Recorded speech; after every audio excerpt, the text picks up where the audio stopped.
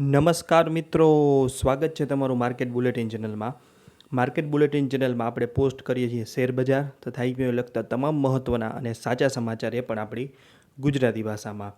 તો આજે આપણે પોસ્ટ કરશું અને વાત કરશું 3 મહત્ત્વના સમાચાર વિશે, એ પણ આપણી ગુજરાતી ભાષામાં. જેમાં સૌપ્રથમ વાત કરશું આપણે ઓમેક્સ, ત્યારબાદ બેલરાઈઝ અને છેલ્લે હુન્ડાઈ તરફથી આવેલા સમાચારની. પણ તે પહેલાં જો હજુ સુધી તમે માર્કેટ બુલેટિન ચેનલને સબસ્ક્રાઈબ ન કરી હોય તો જલ્દીથી જ કરી આપો અને જલ્દીથી આપણા 10,000 સબસ્ક્રાઈબર પૂર્ણ થઈ જાય તેમાં સહયોગ કરો. તો ચાલો વધુ વાત ન કરતાં શરૂઆત કરીએ આપણે ઓમેક્સ લિમિટેડના આવેલ સમાચારથી. તો ઓમેક્સ લિમિટેડ પંજાબના અમૃતસરમાં એક નવા ઇન્ટિગ્રેટેડ ટાઉનશીપ એટલે કે ન્યૂ અમૃતસરમાં ₹1,000 કરોડથી વધુનું રોકાણ કરી રહી છે અને આ પ્રોજેક્ટ કંપનીના પ્રાદેશિક વિસ્તરણ યોજનાનો એક ભાગ છે. વાત કરીએ કંપની દ્વારા જાહેર કરેલ આ સર્ક્યુલરમાંથી મુખ્ય મુદ્દાઓની, તો ઓમેક્સ ન્યૂ અમૃતસર પ્રોજેક્ટ્સના પ્રથમ તબક્કા માટે 1,000 કરોડથી વધુનું રોકાણ કરશે.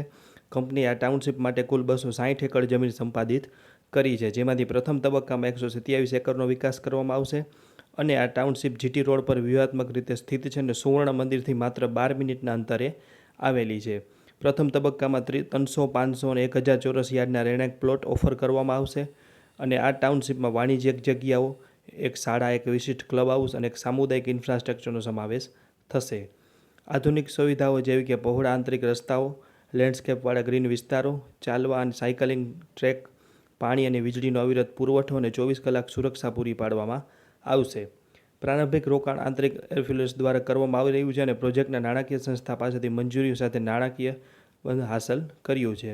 પ્રથમ તબક્કો આશરે 4 વર્ષમાં પૂર્ણ થવાની અપેક્ષા છે અને આ પ્રોજેક્ટને રેરા અને નોંધણી અને તમામ જરૂરી મંજૂરીઓ મળી ગઈ છે, જેની આજે શેર ઉપર પણ અસર જોવા મળી છે. આગળ વાત કરીએ તો ભવિષ્યમાં નવા જમીન સંપાદન દ્વારા ટાઉનશીપના વિસ્તરણની તકો પણ જોવા મળી રહી છે અને દિલ્હી અમૃતસર કટારા એક્સપ્રેસવે અને અમૃતસર રિંગ રોડ જેવા પ્રાદેશિક ઇન્ફ્રાસ્ટ્રક્ચર સુધારાઓથી પણ આ ટાઉનશીપને ફાયદો થશે. આ રોકાણ અમૃતસર ક્ષેત્રમાં ઓમેક્સના નોંધપાત્ર વિસ્તરણને ચિહ્નિત કરે છે અને પ્રદેશના શહેરી વિકાસમાં ફાળો આપશે. તો આ વાત કરીએ આપણે ઓમેક્સ વિશે. હવે આપણે વાત કરશું કે હાલમાં જ લિસ્ટ થયેલા બેલરાઈઝ ઇન્ડસ્ટ્રીઝ લિમિટેડના પરિણામો આવ્યા છે. બેલરાઈઝ ઇન્ડસ્ટ્રીઝ લિમિટેડે આજે 16 જૂનના રોજ નાણાકીય પરિણામો રજૂ કર્યા છે. ક્વાર્ટર ફોર FY25 એટલે કે જાન્યુઆરીથી માર્ચ 2025ના મુખ્ય પરિણામોની વાત કરીએ તો સૌપ્રથમ વાત કરશું નફાની. તો કંપનીએ આ વર્ષના ચોથા ત્રિમાસિક ગાળામાં 110 કરોડનો ચોખ્ખો નફો દર્શાવ્યો છે, જે ગયા વર્ષના સમાન ત્રિમાસિક ગાળામાં 16 કરોડની સરખામણીમાં 574% અથવા 7 ગણો વધારે છે. ત્રિમાસિક ધોરણે ક્વાર્ટર ઓન ક્વાર્ટર નફામાં 9.36%નો વધારો થયો છે. આગળ વાત કરીએ રેવન્યુ એટલે કે આવકની, તો આવક 2,274 કરોડ રહી છે, જે ગયા વર્ષના 1,526 કરોડ કરતાં 49% વધુ છે. ત્રિમાસિક ધોરણે આવકમાં 4.96%નો વધારો થયો છે. હવે વાત કરીએ ઇબીટાની, તો કંપનીનો ઇબીટા 275.80 કરોડ રહ્યો છે, જે ગયા વર્ષના 178.60 કરોડ કરતાં 54.4% વધુ છે અને ઇબીટા માર્જિન 11.70%થી વધીને 12.13% થયું છે. હવે ટૂંકમાં વાત કરીએ વાર્ષિક પરિણામોની એટલે કે FY25ના પરિણામોની, તો સમગ્ર નાણાકીય વર્ષ 2025 માટે કંપનીની કુલ આવક 8,290.82 કરોડ રહી છે, જે ગયા વર્ષ કરતાં 10.8% વધુ છે.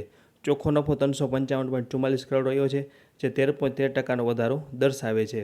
ઇબીટા 1,021.14 કરોડ રહ્યો છે, જે 10%નો વધારો દર્શાવે છે અને માર્જિન 12.3% જેટલું રહ્યું છે. તેની સાથે સાથે કંપનીએ વ્યૂહાત્મક પગલાં અને વિસ્તરણ પણ કર્યું છે. કંપનીએ H1 ઇન્ડિયાનું સંપાદન, બેલરાઈઝ ઇન્ડિયાએ H1 ઇન્ડિયાના 93.37% શેર હસ્તગત કર્યા છે, જેનાથી તેની ઉત્પાદન ક્ષમતા અને ઉચ્ચ ગુણવત્તાવાળા સ્ટીલ તેમજ બોડી ઇન વ્હાઇટ ભાગોની ડિઝાઇન ક્ષમતામાં વધારો થયો છે. અને મેગ ફિલ્ટર્સનું પણ સંપાદન કર્યું છે. કંપનીએ મેગ ફિલ્ટર્સનું પણ સંપાદન કર્યું છે, જેનાથી તેની ઉત્પાદન શ્રેણી વધુ વૈવિધ્યસભર બની છે.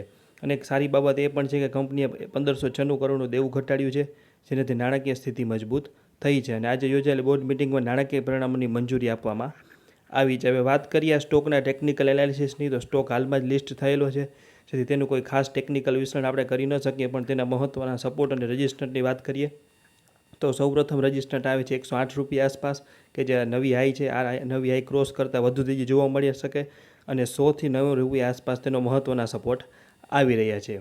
હવે વાત કરીએ સૌથી છેલ્લી એટલે કે હુન્ડાઈ મોટર્સની, તો હુન્ડાઈ મોટર ઇન્ડિયા લિમિટેડે 16 જૂન એટલે કે આજથી plot number A16 AMIDC Talegaon industrial area, તહેસીલ માવલ, પુણે જિલ્લો, મહારાષ્ટ્ર સ્થિત તેની ઉત્પાદન સુવિધા તલેગાંવ પ્લાન્ટ ખાતે પેસેન્જર વ્હીકલ એન્જિનનું ઉત્પાદન સફળતાપૂર્વક શરૂ કર્યું છે. આ આપણે વાત કરી 3 મહત્ત્વના સમાચારોની અને આ કોઈ ખરીદ વેચાણની સલાહ નથી, ફક્ત આપની જાણવા જોગ માહિતી છે. તો આવા તમામ મહત્ત્વના અપડેટ અને આઈપીઓના પણ અપડેટ એ પણ આપણી ગુજરાતી ભાષામાં મેળવવા માટે માર્કેટ બુલેટિન ચેનલને હમણાં જ લાઇક શેર અને સબસ્ક્રાઈબ કરો.